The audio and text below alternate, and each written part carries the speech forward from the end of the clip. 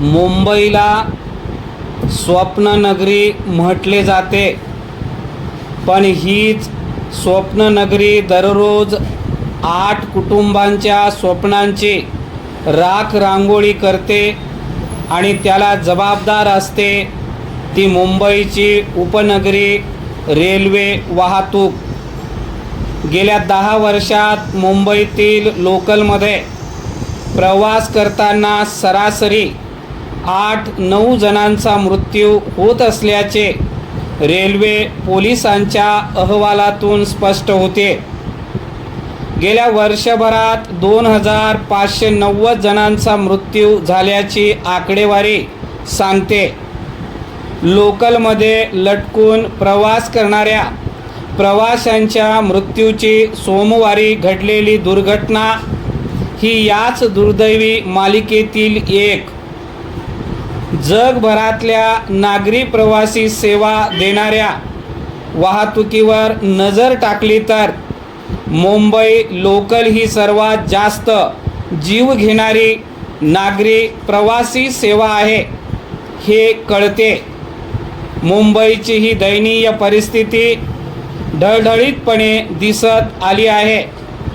पराकोटीच्या सहनशक्तीने आणि आला दिवस घालवण्याच्या मानसिकतेने चाकरमानी मुंबईकरांनी किड्या मुंग्यासारखे जगणे स्वीकारले असे दिसते.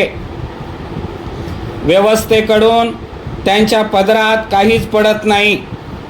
अपघात आपण नव्हतो ना हाच विचार करत मुंबईकर उसासा टाकतो आणि दिवस ढकलतो. इथे माणसाचा जीव स्वस्त आणि जमीन महाग आहे.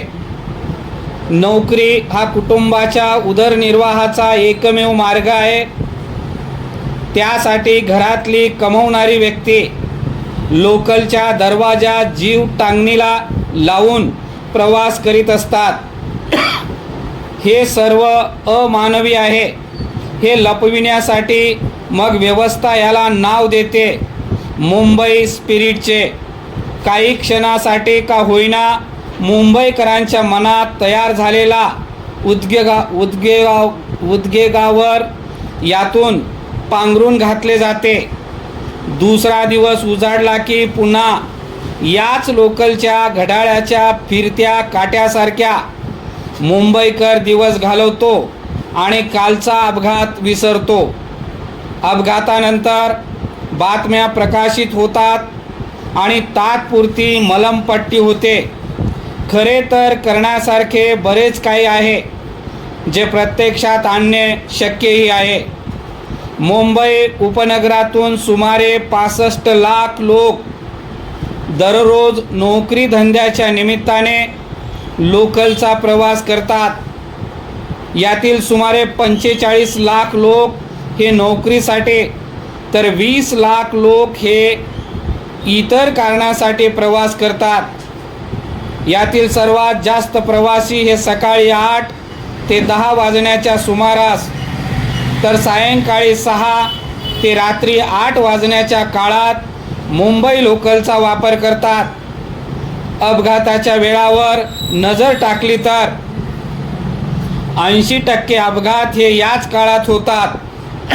जर कार्यालयांच्या वेळा बदलल्या तर हा प्रश्न काहीसा सुटू शकतो.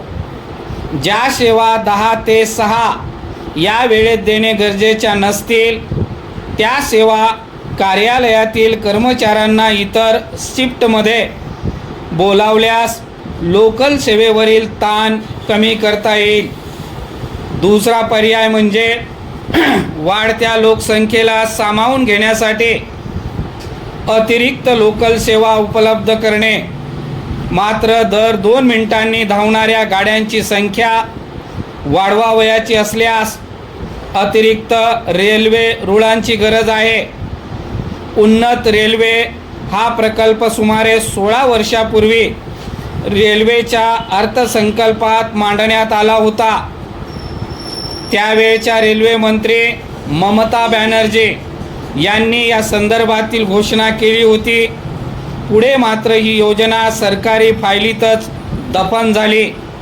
याच योजनेला पुनर्जीवित केल्यास